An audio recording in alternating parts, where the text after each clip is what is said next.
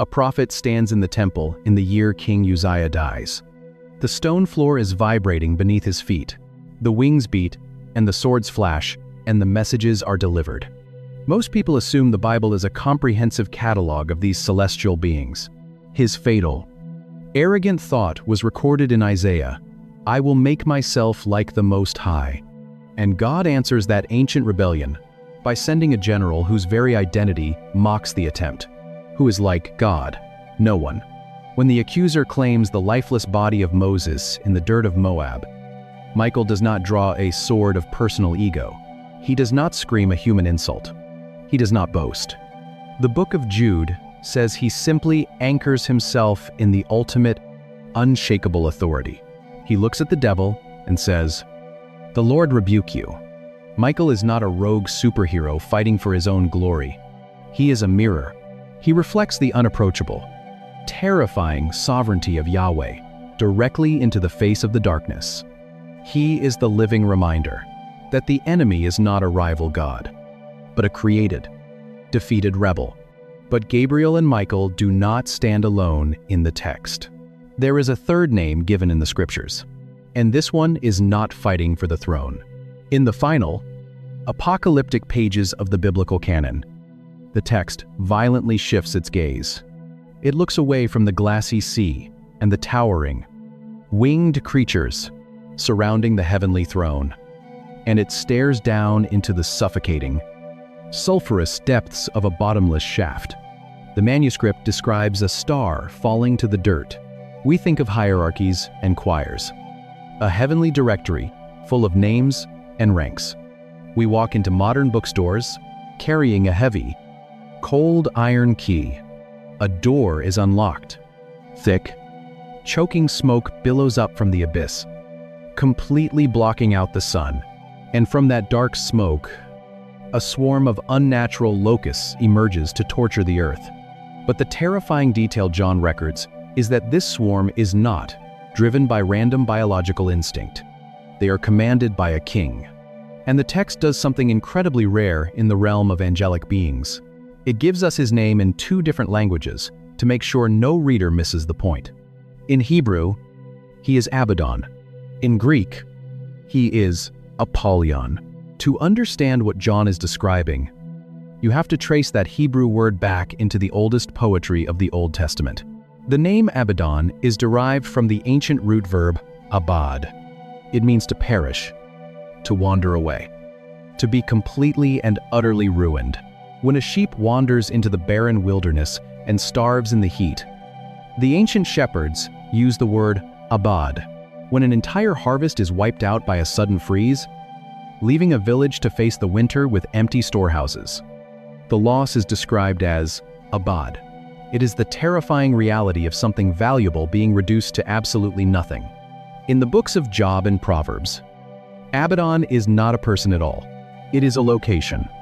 It is the poetic synonym for the grave, paired alongside Sheol, the dark, rotting underworld, where physical bodies decay into dust, and see entire shelves dedicated to angelology. Charts mapping out who is who in the armies of God. It is the absolute absence of life. But by the time John writes his revelation on the rocky, wind-battered coast of Patmos, the geography has become a biography. The place of destruction is personified into an entity of destruction. He is Apollyon, the active destroyer, while Gabriel announces life into an empty womb, and Michael defends the boundaries of the divine throne. This fallen king does exactly the opposite. He does not build. He does not protect. He unravels. He is not a dark reflection of the heavenly host. He is the complete inversion of creation itself. These 3 beings, Gabriel, Michael, and Apollyon, are the only angels explicitly named in the Protestant canon: the warrior, the general, and the destroyer. Every other messenger in the thousands of pages of Scripture operates in total, deliberate anonymity, carrying out the will of the sender without ever claiming a title. But what happens when a human being pushes back against that silence? What happens when a man stands face to face with a malak and demands to know exactly who he is speaking to? A farmer in the book of Judges actually tries it, and the answer he gets is absolutely chilling. The sun beats down on a dry field in the town of Zorah. A man named Manoah slaughters a young goat. He lays the meat and a grain offering on a rough, flat, limestone rock. The smell of searing flesh and burning flour rises into the hot, heavy air, and we assume the ancient text is just as obsessed with their identities as we are. A figure stands nearby, watching the sacrifice. Manoah wants to be polite. He wants to be respectful. He looks at the messenger and asks the most natural human question in the world. "What is your name? So that we may honor you when your words come true?" He wants a label. He wants a category to put this overwhelming experience into. But the figure does not pull out a celestial directory. He does not offer a title. He looks at the farmer standing in the dust and answers with a question of his own. "Why do you ask my name?" Seeing it is wonderful? The English translation, wonderful, sounds soft. It sounds like a polite, poetic compliment. But the ancient scribe uses the Hebrew word pele. It does not mean pleasant. It means incomprehensible. It means utterly separated from the human capacity to understand. It is a reality so massive, a wonder so dense, that a human brain would fracture trying to hold it. It is the exact same root word the prophet Isaiah uses generations later to describe the coming Messiah Peleiotes, the incomprehensible counselor. The refusal is not an act of celestial arrogance. It is an act of divine mercy. But if you look closer, if you actually comb through the ink and parchment of the 66 books of the canonical text, the being is telling the farmer that his human vocabulary does not possess the architecture to contain the answer. The fire suddenly leaps from the rock. The flames shoot violently upward. The figure steps directly into the burning heat and ascends in the thick, black smoke. Manoah and his wife drop entirely to the ground. The dirt presses against their faces. They are paralyzed by the sudden, terrifying realization of the weight of what just stood in their field. He asked for a name. He received a weight. He asked for a label. He received a wonder. The text leaves Manoah face down in the dirt, trembling before a God who sends messengers too vast to be categorized by human tongues. The biblical writers are completely comfortable with this profound, heavy anonymity. They let the silence sit. They let the messengers remain hidden behind the sheer glory of the message. But we do not like the silence. We hate the mystery. And in our modern desperation to fill the blank spaces of the biblical text, we have manufactured something the ancient prophets would not even recognize. A silver pendant swings from a rearview mirror, catching the bright morning light. A bookstore shelf bends under the heavy weight of paperback hierarchies. You discover a massive, almost unsettling silence. The silence is not a missing piece of information. It is a theological boundary. A morning talk show host speaks casually about her personal guardian spirit. We name them. We assign them birth months. We paint them with soft wings and gentle smiles. We sell them in hospital gift shops. We reduce the terrifying, earth-shattering warriors of the ancient text into feathered therapists. We want the protection. We do not want the lordship. We want the comfort of a supernatural bodyguard. We do not want the terrifying, unapproachable sovereignty of the throne that actually commands the army. This modern obsession is not an act of deep spirituality. It is a symptom of deep control. We are terrified of a God we cannot manage. If we can map out the angelic realm, if we can learn their names, categorize their ranks, and summon them like cosmic bellhops, we feel safe. We create a phantom comfort. We build an illusion of mastery over the unseen world. But the biblical reality shatters this illusion violently. In the ancient texts, a malach never arrives to stroke a human ego. They never show up to validate your life choices or hand you a platitude. They arrive with a drawn iron sword outside the walls of Jericho. They arrive with a burning, out of the hundreds of thousands of angels mentioned in the text, out of the 12 legions, Jesus said, coal pulled straight from the temple altar to sear a prophet's lips. They arrive with a heavy iron chain and a key to lock the abyss. They arrive with a message that will completely upend the comfortable trajectory of your entire life. A prophet is thrown into a Babylonian pit. An angel steps into the dirt and clamps the jaws of starved lions shut. An arrogant king accepts the worship of a crowd in Caesarea. An angel strikes him instantly, and his physical body is eaten by worms. The obedience is absolute. The focus is singular. They do not offer suggestions. They do not negotiate with human anxiety. They tell human beings, do not fear, precisely because their sudden physical presence in a room causes breath-stealing, knee-buckling panic. They do not draw attention to themselves. They point violently back to the sender. They refuse to give their names, because they refuse to let you worship the envelope when the King of the universe has just handed you the letter. But the most profound detail about these messengers is not what they do when they arrive. It is what happens when they finally step aside. 3 unnamed men eat roasted meat under an oak tree, and a barren woman conceives the promise he could summon with a single breath in the garden. Out of the myriads upon myriads circling the glassy sea, a commander stands outside Jericho with a drawn iron sword, and a fortified city falls into the dirt. A messenger claims his title in the holy place, and a doubting priest loses his voice. A mighty warrior steps into a cold room in Nazareth, and the infinite word becomes flesh. An archangel holds the line on a jagged mountain in Moab, and the ancient accuser is silenced. A fallen king rises from a suffocating, bottomless shaft, and the destroyer is finally unmasked. A figure ascends in the burning smoke of a limestone rock, and a farmer learns his vocabulary is entirely too small. One message, one throne. But maybe the part that stays with me most is the refusal. Manoah, standing in his dusty field, desperate for a label, desperate for a category he can manage, and receiving the word Pele instead. Incomprehensible. I keep coming back to the image of that messenger stepping into the fire, perfectly content to be absolutely nobody, as long as the message of the king was delivered. If you are in a season where you are desperately asking God for an explanation, in John's apocalyptic vision, the biblical writers give us almost exactly nothing in terms of personal identity, demanding to know the exact mechanics of how he is going to rescue you, or who exactly is fighting for you in the dark. The silence of these messengers is a place to sit. The withheld name is not an insult. It is an invitation. You do not need to map the unseen world to be safe in it. You do not need a name for every force at work in your life, and you do not need an explanation for every battle being fought over your head. The messengers do not explain themselves, because the authority of the sender is enough. If this shifted something in you, subscribe. Leave a comment, even one word helps. Share this with someone who is obsessed with the unseen but missing the throne. Pray for us as we keep digging into these texts, and may the God who sends his mighty warriors into the hidden, muddy corners of human history send his presence into yours, not to stroke your ego, but to anchor your soul in the unshakable, terrifying wonder of his name.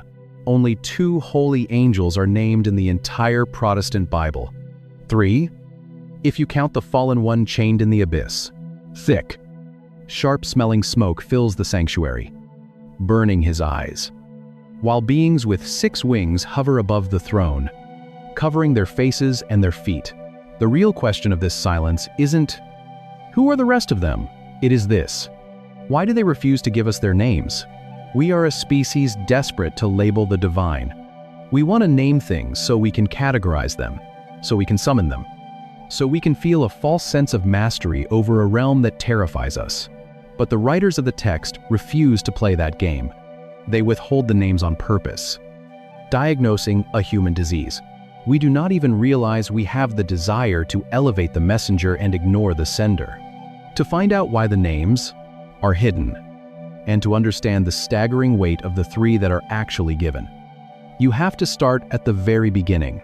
You have to strip away centuries of Renaissance paintings and stained glass, and look at the ancient Hebrew word used for the beings themselves. An old man sits under the heavy shade of the oaks of Mamre in the brutal heat of the day. 3 figures appear in the shimmering dust of the desert road. They sit under the tree, eating the roasted meat and the warm curds he prepares, their feet resting in the dirt, their faces carrying a message that will fracture his reality. The ancient text does not bother to give these visitors names. A young woman in Nazareth wakes in the dark, the air in her room suddenly heavy. A terrifying figure declaring something completely impossible. It only gives them a function, and that function is locked inside the Hebrew word the writers use to describe them again and again. The word translated angel in your English Old Testament is the Hebrew malach. It appears over 200 times in the text, and its etymology is starkly pragmatic. It is derived from an ancient Ugaritic root, meaning to dispatch or to send on an errand. It is the exact same word used for a human courier carrying a rolled-up parchment from a king to a blood-soaked battlefield. There is no inherent celestial glow attached to the word malach. There is no linguistic requirement for wings, or halos, or blinding light. A malach is simply an extension of the one who sent the message, entirely defined by the authority of the throne they represent. The word is not a biological category of a spiritual species. It is a job description. When the Hebrew writers use this word, they are violently stripping away the personhood of the messenger to ensure your eyes remain fixed entirely on the sender. This is why, when Jacob wrestles a man in the midnight dirt until his hip socket is wrenched out of place, the being refuses to give his name. This is why, when Joshua stands outside the fortified stone walls of Jericho, staring at a commander with a drawn iron sword, a captive named Daniel lies face down in the cold mud by the banks of the Tigris River. He is gasping for air. The blood draining, the name of that commander is aggressively withheld. The biblical authors understood human nature. They knew that if we were given a name, we would build an altar to the messenger and forget the God who sent him. The text refuses to let you build a shrine to the mail carrier. But there are exactly two moments in the canonical texts where this ironclad rule is broken. Two moments where the veil is pulled back.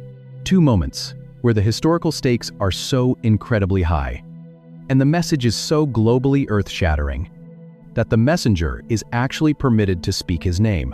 And the first one steps out of the shadows with a title that changes how you read every announcement he makes. He stands by the deep, dark waters of the Ulai Canal. A prophet collapses in the dirt. He flies swiftly at the exact hour of the evening sacrifice. A cosmic timeline is delivered. He stands next to the golden altar of incense. A priest goes completely mute. He appears in a small stone house in Nazareth. A young girl feels the terrifying weight of divine favor. Babylon, Jerusalem, Galilee, a captive, a priest, a teenager. Every time this specific messenger arrives, reality breaks. Every time he speaks. Human biology, global empires, and the laws of nature are violently suspended. A barren woman conceives. A virgin becomes a mother. A precise countdown to the Messiah is locked into the historical calendar. He is not a gentle apparition. He is a sledgehammer to the status quo. From his face, his strength completely gone, at the sight of a man dressed in raw linen with eyes like flaming torches. Picture the scene in the temple. Zechariah drops his hands. The embers crackle on the gold. The suffocating smell of burning frankincense fills his lungs. He is an old man, well past the age of fatherhood, standing in the holiest space on earth.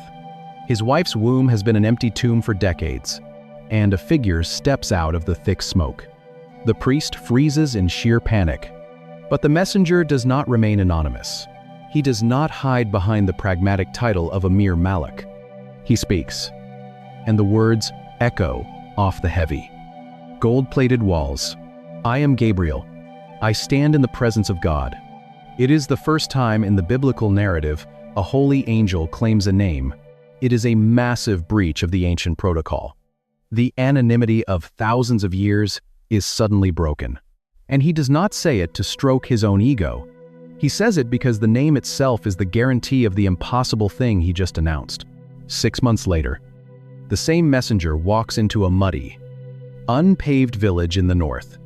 He steps into the absolute peasant obscurity of Nazareth. The dirt floor is cold. The air shifts. A girl named Mary hears the same voice. She is terrified. The text says she is deeply troubled, her mind racing to comprehend what kind of being has just invaded her room. And a voice like the roar of a massive crowd. Same reaction, same overwhelming terror, same sudden intersection of heaven and dirt. She is staring at the exact same figure who commanded understanding into the prophet Daniel and silenced a Levitical priest. We paint him with soft, feathery wings. We draw him with a gentle, effeminate smile. We put a delicate white lily in his hand and place him in a quiet, sunlit garden. But that image is a Renaissance fabrication.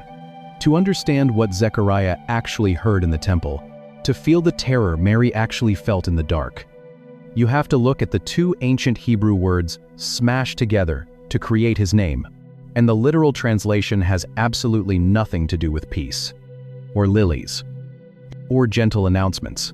When the ancient scribes first pressed dark ink into the parchment to record this encounter in the book of Daniel, they were not writing the name of a soft, delicate entity. They were recording a title that carried the weight of a drawn sword. The name we pronounce as Gabriel is actually a compound of two ancient Hebrew words. The suffix is El, the foundational, primary Semitic word for God, but the first half of the name is where the shock is hidden. It is the Hebrew noun Geber. It does not mean messenger. It does not mean whisperer or observer. In the ancient Hebrew vocabulary, a Geber is a strong man, a valiant warrior, a champion of the battlefield. The biblical text is crowded with these beings. They shut the mouths of starved lions in Babylonian pits. It comes from the root verb gabar, which means to prevail, to be mighty, to conquer an enemy by sheer overwhelming force. You see this word used in the book of Job and the book of Proverbs to describe a man standing his ground in combat, muscles tensed, refusing to be moved. That root changes everything. When you put the two halves together, the literal translation of Gabriel is the strong man of God, or the mighty warrior of God. He is the heavy artillery of heaven. If realizing the raw, historical muscle behind these ancient words is shifting how you read the text, you're exactly who this channel is for. Drop a thought in the comments and hit subscribe. Because every week, we go deeper into the original language than you knew was possible. So, the mighty warrior stands in the dirt of Nazareth. When you understand his name, the encounters in the text suddenly make terrifying sense. Daniel does not pass out because he saw a glowing man with a letter. He collapses because he is standing in the presence of the divine champion. Mary is not simply visited by an ethereal spirit. She is confronted by the warrior of God, dispatched to the absolute fringes of the Roman Empire to announce the invasion of the Messiah. Gabriel is not a celestial postman delivering a suggestion. He is the divine muscle sent to tear open human history. They strike down Assyrian armies in the middle of the night, leaving cold bodies in the dust. He only appears when the timeline of redemption requires a violent shift. He is sent to Daniel to announce exactly when the Messiah will be cut off. He is sent to Zechariah to announce the forerunner who will prepare the desert highway. He is sent to Mary to announce the incarnation itself. He is the herald of the impossible, sent to ensure that human doubt, barren wombs, and political empires cannot stop what the throne has decreed. But if Gabriel is the champion God dispatches to birth the impossible, there is another name in the ancient text, a name reserved for a completely different kind of assignment. He is not sent to speak to peasant girls or elderly priests. He is sent to hold the line when the dark completely shatters. A messenger is blocked over the Persian Empire. The sky above Babylon feels like solid iron. For 21 days, the demonic prince of the kingdom of Persia holds the line. The air is heavy with unseen combat.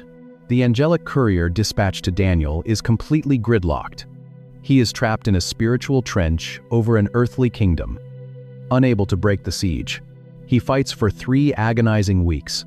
Then, the reinforcement arrives. A man dies on the jagged peaks of Mount Nebo. The rock is cold beneath his body. The desert wind howls across the plains of Moab. The devil steps forward in the desolate dirt. They roll away heavy. Rough-hewn stones from tombs at dawn. They are everywhere.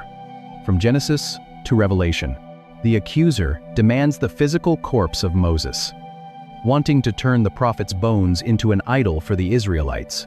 A shadow steps between the dead flesh and the ancient serpent. A red dragon rises in the apocalyptic vision of John. Heaven fractures. The celestial sky tears open.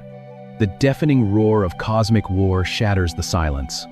The serpent gathers his angels for a final, desperate assault on the throne. A commander leads the loyalist armies to violently push him out. 3 battlefields, 3 blockades, 1 name, Michael. He is the only being in the entire biblical text explicitly given the title of archangel. The Greek prefix arch means chief, principal, highest ranking. He is the 5-star general of the heavenly host. He is the one dispatched when the demonic resistance is too thick for a standard malak to penetrate. When the kingdom of darkness holds its ground, the throne unleashes Michael. But the terrifying reality of this commander is not found in his rank. It is found in the 4 ancient Hebrew syllables of his name, Mikael. It is not a statement. It is a question, literally translated. The name means, who is like God? This is the ultimate battle cry of heaven. His name is not a badge of his own strength. It is a rhetorical weapon aimed directly at the pride of the enemy. When Lucifer originally decided to ascend the mountain of assembly,